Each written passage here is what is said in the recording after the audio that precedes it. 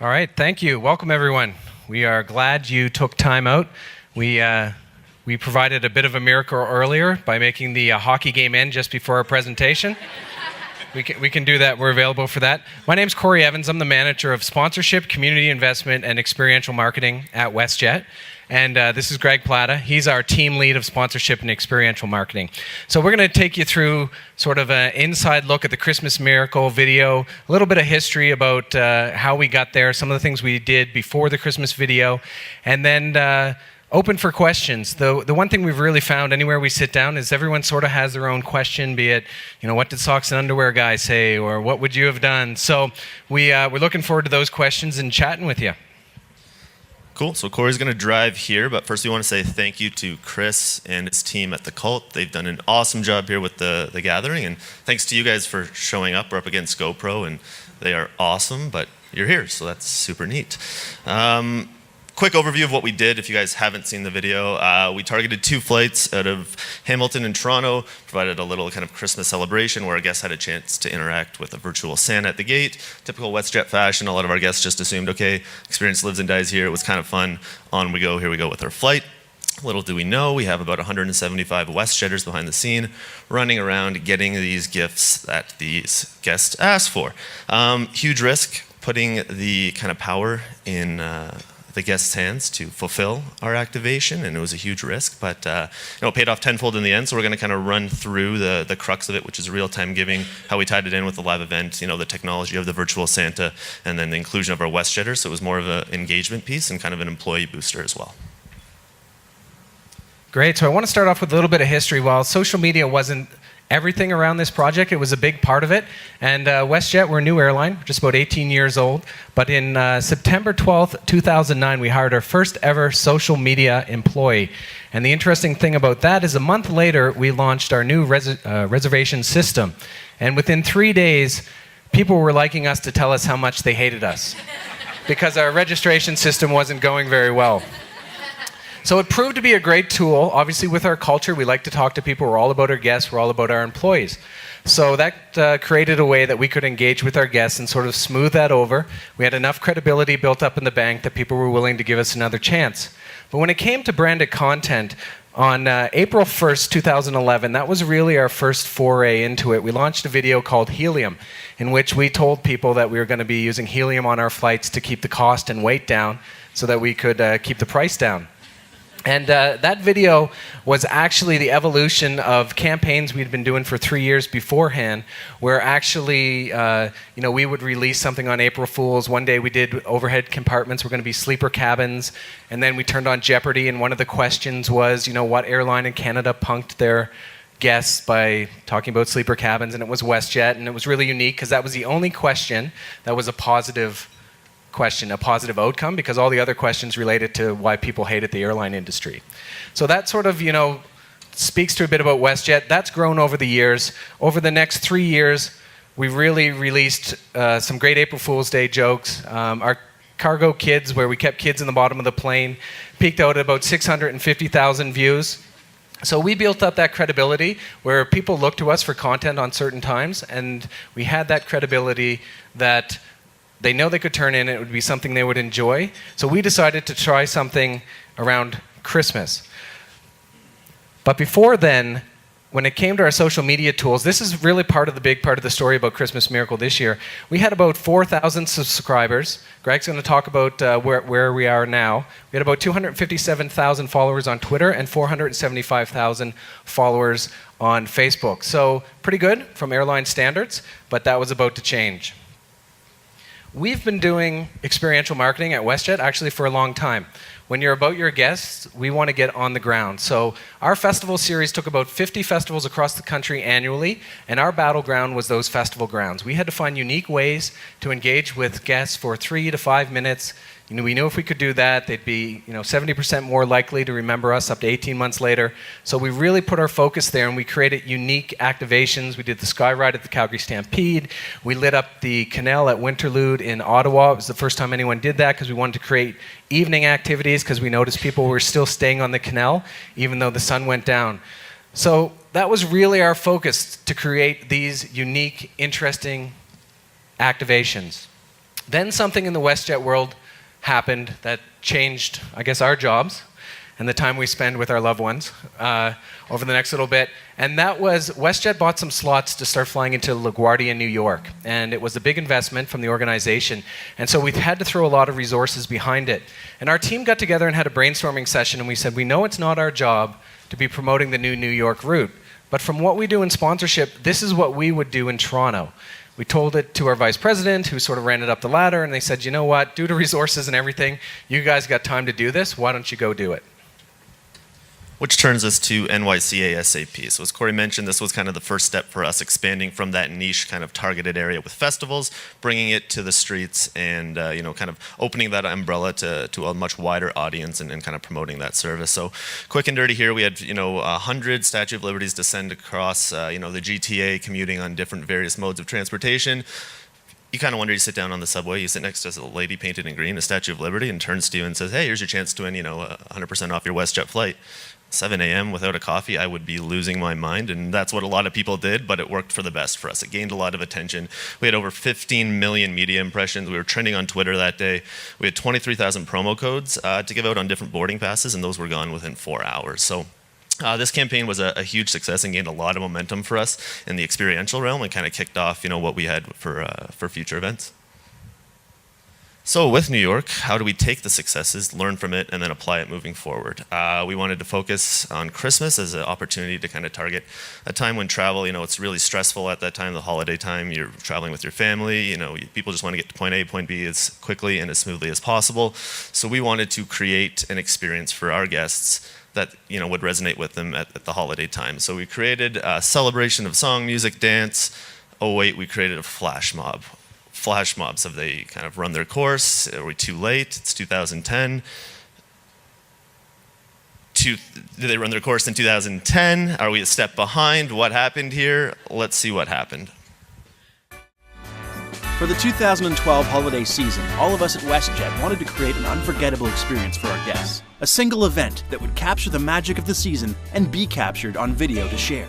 Our goal was to spread the joy even further by having guests share the video with their social networks and get it to go viral. So we created WestJet's Christmas Flash Mob and surprised 166 unsuspecting guests waiting to board a red-eye flight from Calgary to Toronto. It took some hard work and careful planning as we aimed to turn a sleepy boarding lounge into the North Pole in a matter of seconds. A team of more than 100 WestJet employees volunteered their time to be a part of the surprise. The cast consisted of dozens of singing elves, a trio of snowmen, a fleet of ballerinas, a herd of reindeer, and a few figure skaters thrown in for good measure. Not to mention carolers posing as boarding lounge guests, leaping out of their seats on cue and joining right in.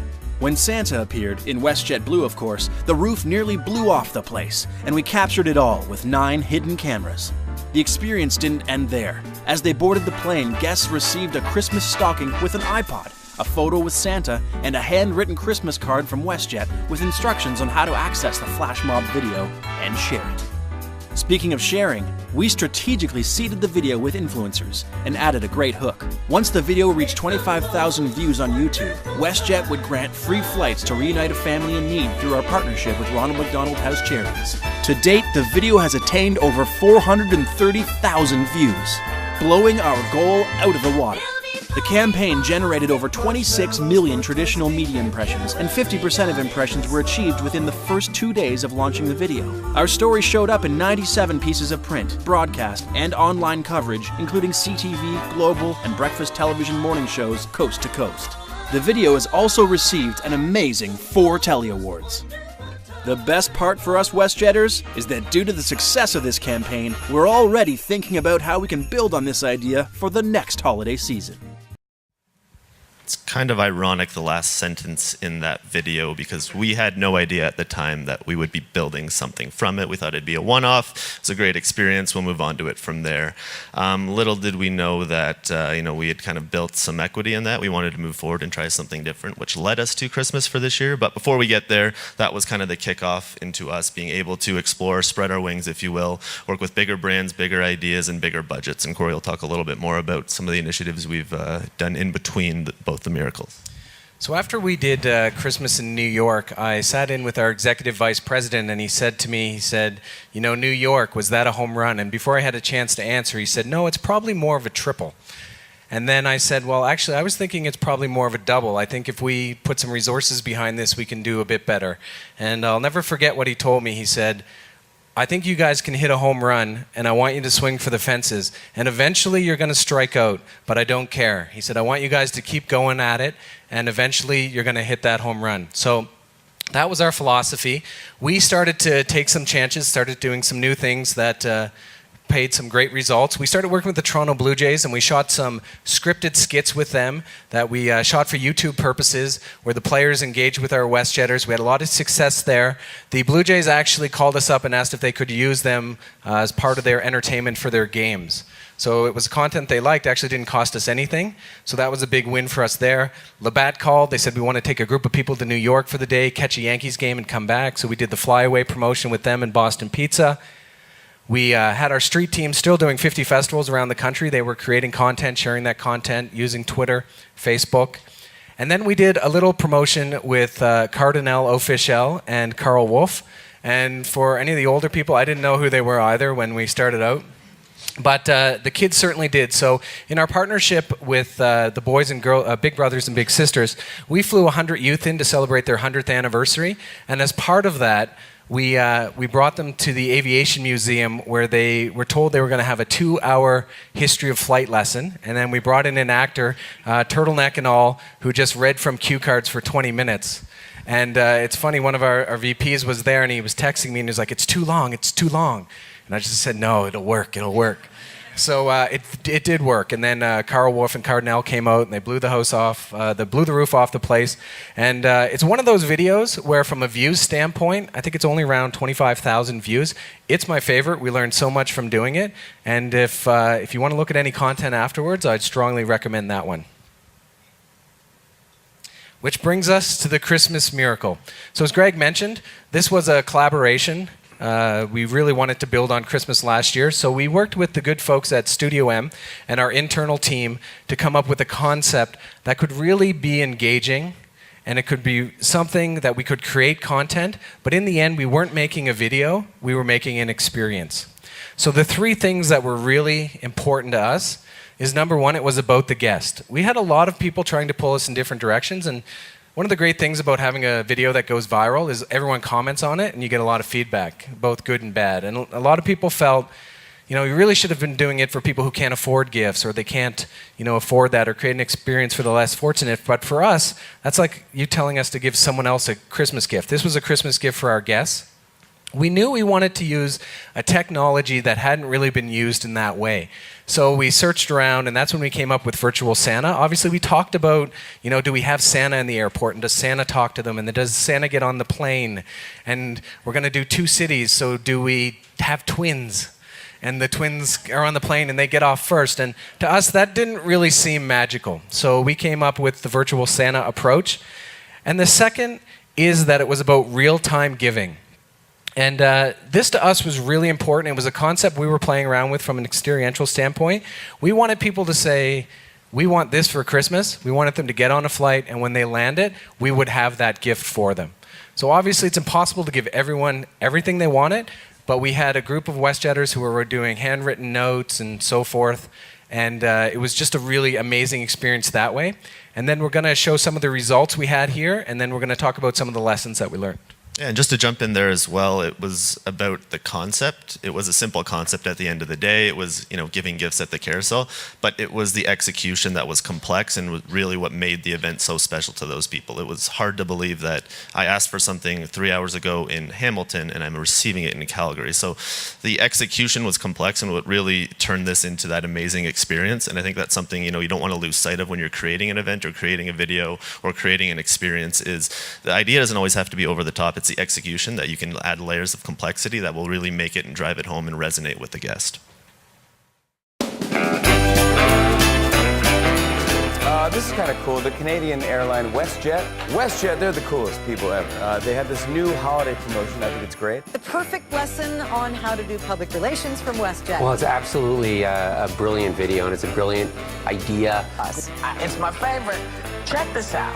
Before a flight, WestJet passengers got to video chat with Santa. WestJet is making a big viral splash. WestJet pulled off a Christmas miracle. So we are sitting, I believe, just before we went on air, at a little over 1.7 million views. WestJet, Canada's preferred airline, wanted to stand out during Christmas by creating a memorable, real-time giving experience to both guests and employees alike. Enter Virtual Santa, a first of its kind, a real-time holiday surprise, and the key to WestJet's Christmas miracle. Using 19 hidden cameras, this emotional real-time giving experience was captured from every angle. On December 8, 2013, WestJet unveiled the WestJet Christmas Miracle real-time giving video on the WestJet YouTube page and amplified reach with a strategic communications plan and promoted posts on Twitter and Facebook.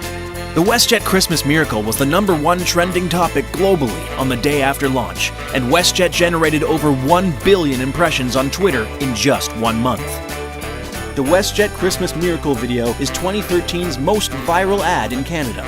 More than 235 countries viewed the video, reaching more than 35 million views. That's more than 1 view for every person in Canada.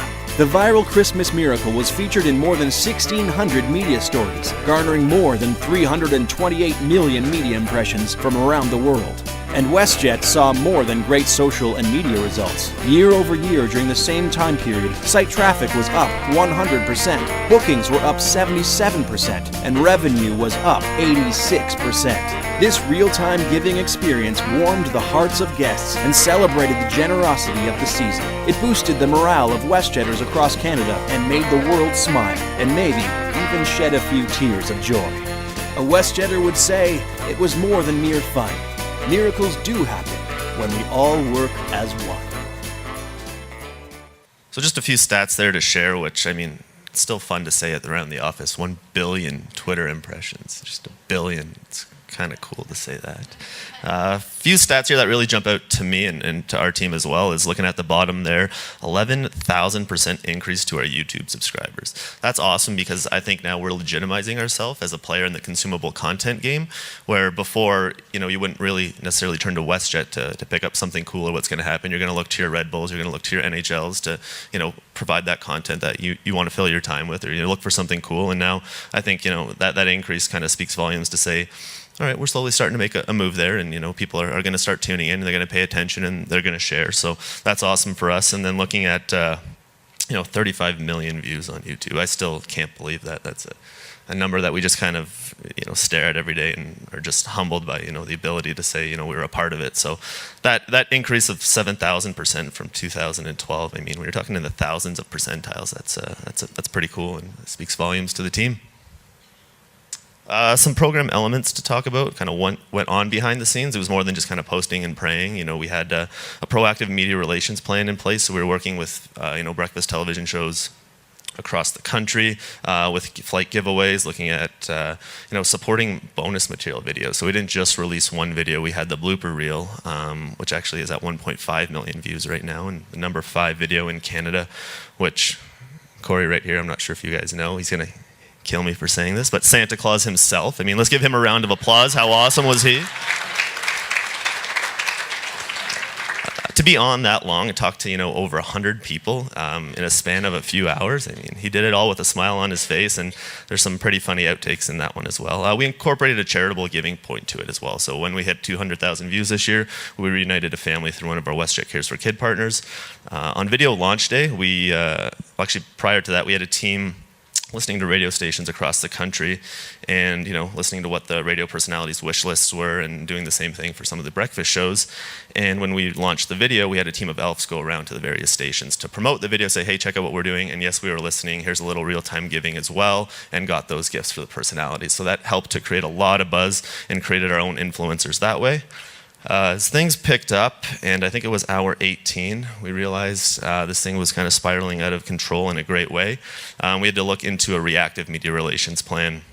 We were on the way into the office around 7 a.m., and within a 3-hour time frame, we had CNN, ABC, The View, all calling, asking for interviews with our VP or our CEO. So at that point, we went from proactive media relations to reactive. We got the team in a room and said, okay, how are we going to handle this influx and, you know, this bombardment of questions for interviews, media stories. We saw 1,600 media stories. That's crazy. But and we also did an interactive social media release, which to us that was kind of new and something we hadn't done before. But it allowed the opportunity for those news networks to pick up more than just the video, get the story behind it, get those initial additional supporting bonus material footage, and that really helped to kick things off.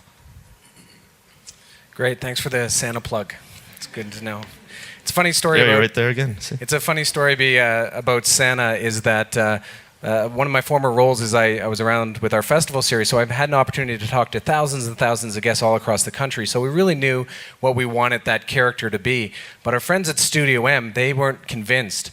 And so right before we said go, it was time to go, I called the producer over and I said, you know those moments when you have a really good idea? And he's like, yeah. And I was like, and then you realize it was a bad idea? He was like, yeah. I said, this is one of those moments. Let's go.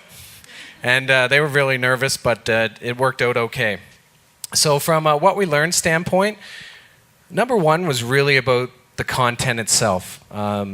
We didn't set out to build a video. We set out to build an experience and then share that. But it really became clear that we kindled the process. We got the video rolling. We got it to a point where it was going viral. But within day 2, day 3, we were starting to get tweets from Russia, from Poland.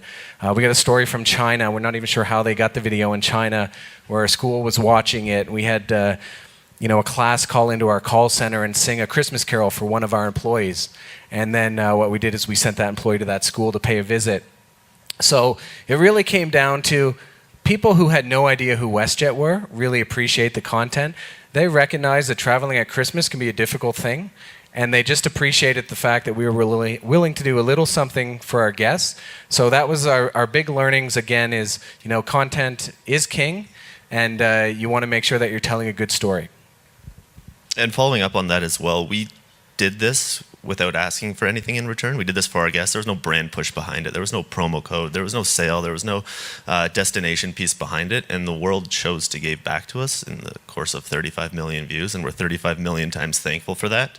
But, moving on here from what we learned, it's being constantly evolving. It's, for all of us, being able to anticipate and create versus realizing and reacting, to be the tip of the sword, to charge forward. So this virtual Santa piece, it was the bane of our existence in creating it, but it did work, and it was fantastic. So if anyone needs to rent a Santa box, just let us know. But constantly evolving and always pushing forward and taking the charge and looking for change, because change is good. One thing we want to focus on is sort of old school is cool. That saying's not, but really what happened here is that we're all guilty of it in the experiential world and content world of saying, focus on the new, focus on the new. But a large part of the success on this was actually some traditional marketing pieces. It was radio content. It was radio talk shows. Let's get down there. Let's meet with you. Let's have a conversation about the video. It was about getting on breakfast shows and sharing the story about it and doing interviews and really using those traditional pieces to start it off with kindling and to amplify the reach. And so the analogy we use if you have a log and you try to light it on fire, it's not going to go. So you have to have the kindling to start the flame, get consistent, and keep it rolling. And some of those traditional marketing pieces were really, really a big part of that. The question, what do we have in store for next year? I guess we'll flip this from a Q&A to ask them what they think we should do next year. But a big piece from this is plan for the effect and not the results. Make sure you stay true to what you're planning and when you're looking at it from an event or an experience. For us, as Corey mentioned at the very beginning, at times we tend to lose sight of what we were doing it and why we were doing it, and it was for our guests. And you can't beat people over the head with a brand and a logo. And if you look through that video, you won't find one. You may, but it wasn't purposely put there. Speak with your brand voice and be true to it. And that's the big question we have for next year. Thank you very much.